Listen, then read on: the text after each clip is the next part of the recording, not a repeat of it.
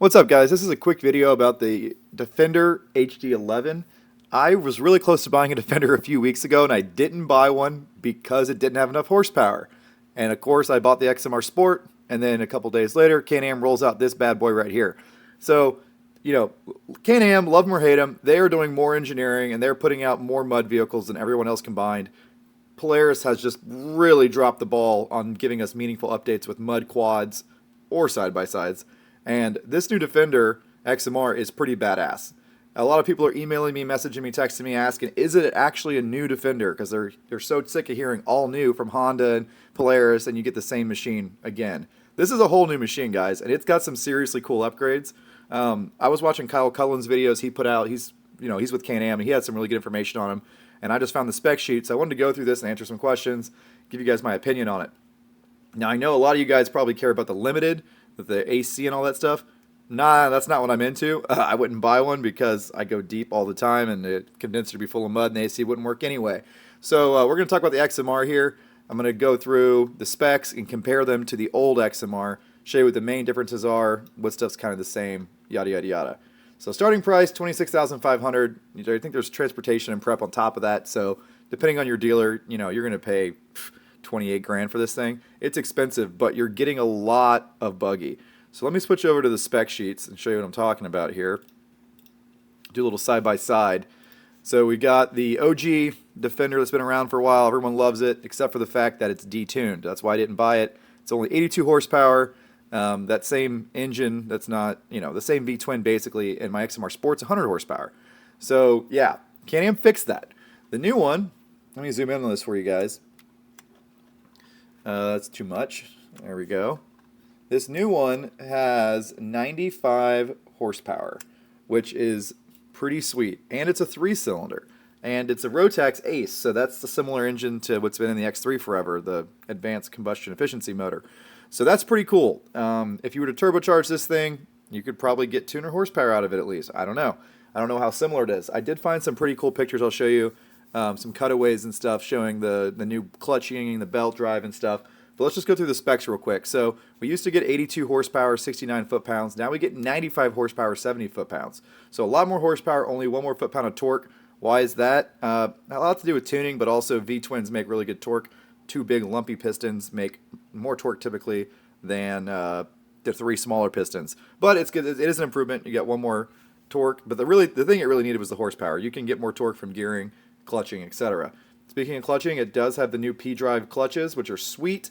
That's what I've got in my had in my XMR 700 quad and my XMR 50. You can see the snorkels are way up here on the side, so I'm guessing this is engine intake, this is belt intake, and then your exhaust is this U back here. It looks like really big pipe. It's going to have really good belt cooling. That is good to see.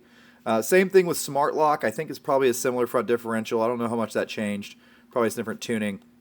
Suspension. Now, I was hoping to get more suspension travel. I know it's got bigger control arms, got a front sway bar, bigger shocks. Kyle Cullen showed all that. But it looks like it's got the same travel front and rear. So I'd like it to have 14 inches of travel. 12 inches is totally respectable. But, if you're going to redesign all the suspension, why not give it a little more travel? I don't know. It's got the same tires on it. You guys know how we all feel about Can-Am OEM XMR tires. No need to beat that horse. You're going to want to put better tires on if you do any real mudding. Let's look at weight. So dry weight was 1,750 roughly before. Now it's a little over 2,000. So you're going up 250 pounds in weight roughly. That is significant. That's the bigger suspension, the bigger motor. I'm sure the transmission is different, right? It's got to adapt to that 3-cylinder. So yeah, it's heavier. Still not like obnoxiously heavy, I guess, for the fact that it's got a huge bed and it's just a big buggy. It did get longer, so the wheelbase grew by 2 inches, which is cool. That's going to make it ride a little smoother. Hopefully that gives you some better tire clearance up front. Maybe you can stick some 32s or 33s on this thing without rubbing with factory arms. I hope that's the case because the factory arms of these new Can-Ams are great. They're well engineered. They've got double bonded bushings in them. And all the aftermarket arms have crappy, squeaky bushings. So I like to keep the double bonded bushings as long as I can. So that's cool. Ground clearance is the same. A lot of the other numbers are the same. Like I said, the big change is the motor. You're going to get a lot more revs out of that thing. It's a 3-cylinder. It's got more horsepower. Let me switch over and show you some pictures I found. All right, so here's a picture I came across. This is my Patreon page, by the way. This is a cutaway of what I believe is the new engine. Now you can see down here, this is the AC compressor. So it looks like this is the HVAC model. There's probably enough room to put a turbo here. Just saying, someone's going to do it. Looks like it's a dual overhead cam, 3-cylinder, pretty badass. And what I really like is this is the belt box. It's all aluminum. So it looks like you got an aluminum belt box with probably a plastic cover on it, but that's really good for not having much of distortion in your belt box. It's got better cooling because aluminum's a great, heat transfer thing, so that helps the belt stay cooler in general. And then if you look at here, you got your new P-drive clutches. So yeah, you can see the belt box right there. It looks like there's some insulation in here too. Maybe helping make the clutches quieter. I don't know. So yeah, looks really sweet. Can't really see much on the transmission back here, but it looks like this is all bolted together as kind of one unit. Like this, the front drive shaft passes through it. It looks stout. I think this thing's going to be really great. I will probably get one eventually and get rid of my XMR Sport because I want the big bed. The only thing I'm disappointed in is suspension travel. Everything else looks really good. What's up, guys? Someone on the Patreon page asked for this, but I'm also going to throw it in this video because it's relevant. This is comparing the new HD11 to the competition. So by the competition, I mean like the other dump beds for each brand that have the biggest motors. This has got a 3-cylinder in it, so it's kind of like the new flagship utility for Can-Am. How does that compare to the other flagship utilities? Now, I know there's other dump beds, but like the RMAX is a small bed. Same thing with the General. So this is like the big dump beds, like something you'd actually use for work kind of thing. So yeah, a little chart I threw together with just the specs. Obviously, specs tell you everything, but they are interesting. So they're organized from price low to high. Let's start out by talking about this giant Polaris down here. I don't know what Polaris was smoking when they made the XT1500. I guess it's for people like really rich ranchers that have like millions of acres, because it's too big and heavy to really be useful like compared to these other side-by-sides. It weighs 2,500 pounds. That's more than my Suzuki Jimmy. So calling it a UTV is kind of a stretch. It's got a big engine and 110 horsepower. It's got the most ground clearance of the group because it's massive. But yeah, it's $30,000. All these other ones are fairly cheap. By the way, these prices I used and the specs are for the base model of each of the HD11, P1K, Viking, UT10, Ridge, etc. Yes, the price goes up once you start adding air conditioning and all that stuff, but I don't care about that, so I did the base model pricing and specs. Feel free to look at the other ones yourself. But anyway, the Polaris is kind of silly. It's way too expensive and it's way too big. It's got a 95-inch wheelbase. So I'm going to go ahead and delete it because I don't like it. And I think it kind of throws off the colors for the rest of the chart. What? Why won't you behave? Let's just do this. Doop. Okay. That looks a little better. So let's compare these other ones. So UT10, it's got that's like the Segway. It's got 105 horsepower and it's really light. So, it's got the best power to weight ratio here by a huge margin. It's going to be quicker than the HD11. Either the HD11's got the Ace 3-cylinder in it. Now, that doesn't tell you everything, right? Clutching comes into play, things like that. But UT10 is a steal for $14,500. It is probably the quickest one on the list.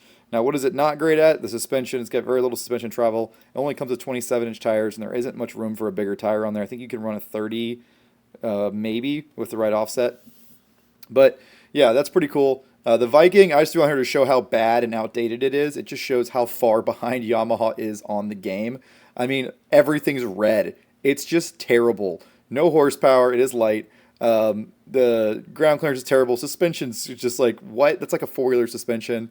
It only comes on 25-inch tires. It's gutless. It's not geared low enough. It is cheap-ish, but yeah, if you're buying the Vikings, you must got a real good deal on. That's the only reason you bought it. U10 Pro. So I thought it would score better here. That's the new CF Moto. 88 horsepower isn't really enough to make it fast when it weighs 1,742 pounds dry weight.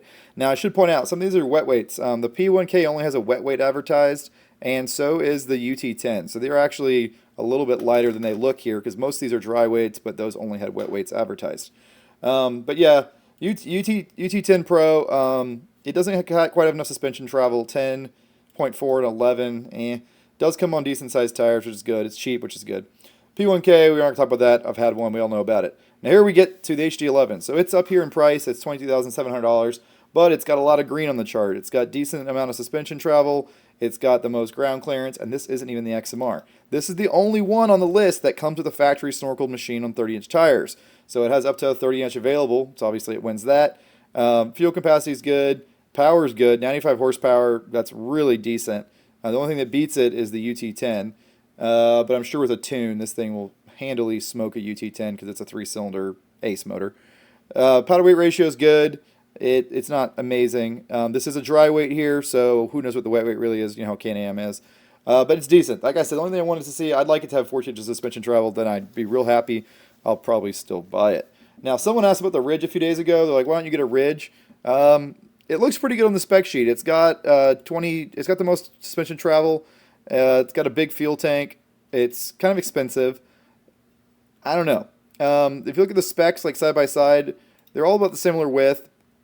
The Ridge has a lot longer wheelbase. It's a long boy, so it's going to handle more like a truck. Probably ride a little smoother because of the wheelbase. But yeah, I don't know. I don't really like Kawasaki's. I find them to be a huge pain in the ass to work on. I don't really like the KRX very much. It's got a lot of design failures that should have been addressed a long time ago. Carrier bearing, fan, belt sealing, stuff like that. They're just delayed. I don't know. Kawasaki's kind of new to the side-by-side thing. I think they're still trying to catch up with the brands that have been doing it longer and kind of know what they're doing. But yeah, I mean, the Pioneer 1000 actually scores decent in this list too, for how kind of outdated it is. That machine has had some facelifts and minor upgrades, but not that much. I think the HD11 is going to be a great machine, and the fact that it's factory snorkeled with a locker available kind of means it's better than all these other ones, although you can snorkel a Pioneer in about an hour. The HD11 is going to ride a lot better than the Pioneer, and it's a lot more premium.